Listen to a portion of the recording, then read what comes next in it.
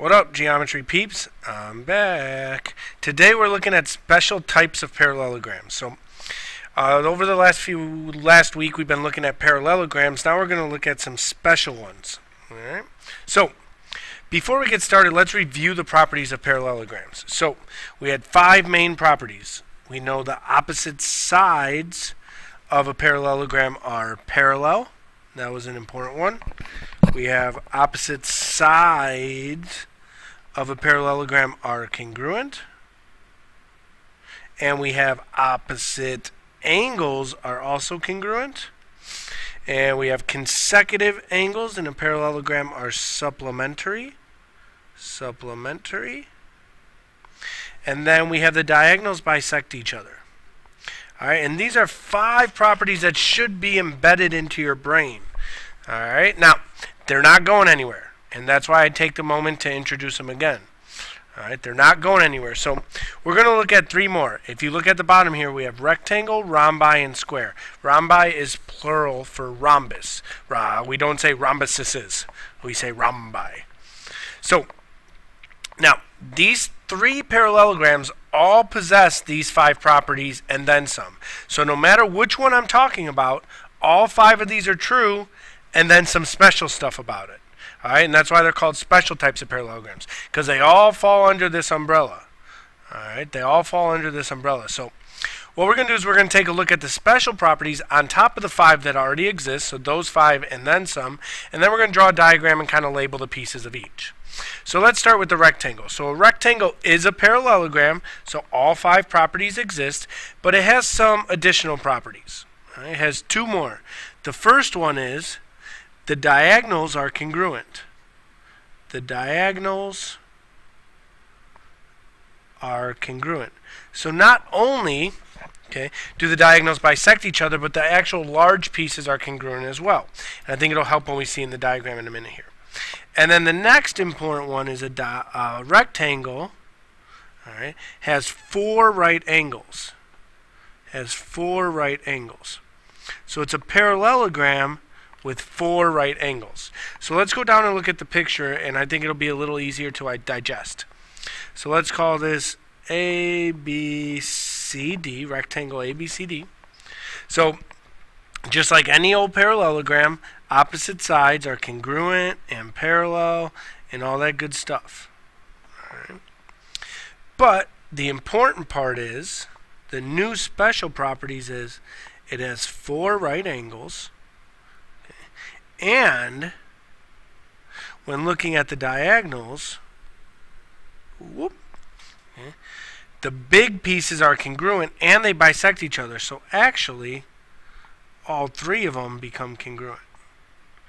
Alright, because when the special properties say diagonals are congruent, I mean that AC is congruent to BD. So the whole pieces are congruent, but then the properties of a parallelogram come into play and it cuts them in half as well. So there's actually something very special about rectangles, and I'm going to put a star right here and write that.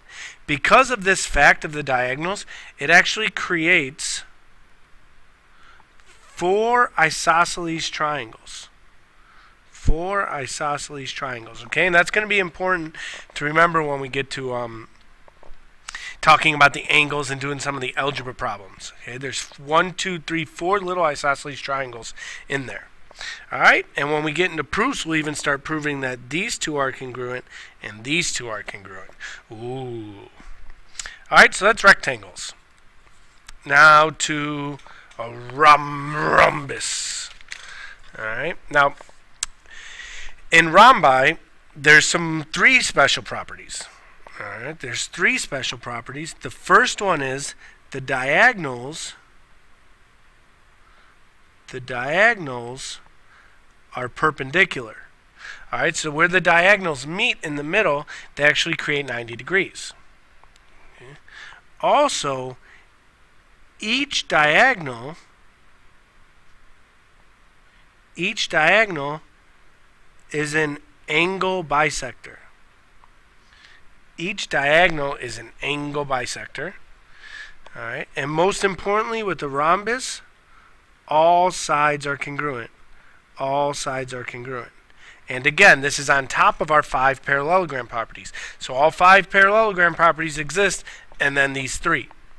So let's examine the diagram. So rhombus, let's call it RHOM. Bet you can't guess where those letters came from. Alright, now all sides are congruent. So we know all sides are congruent. And then the diagonals create some craziness here.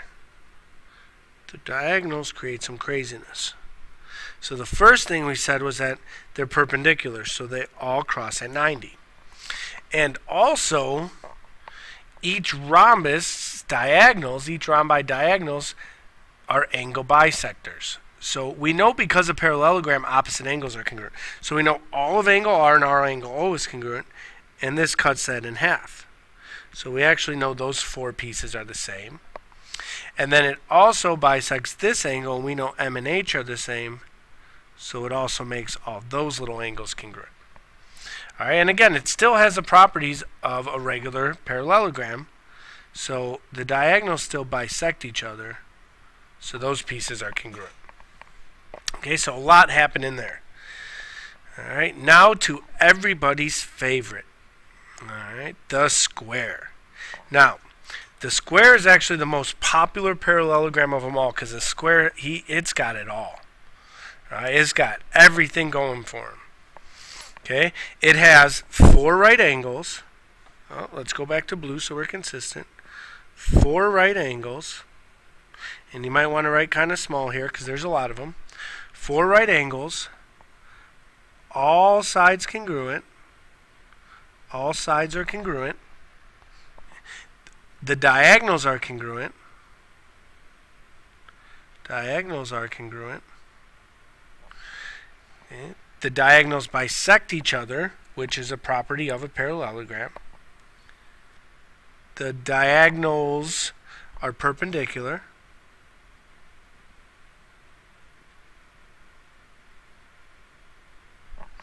All right. And they're angle bisectors.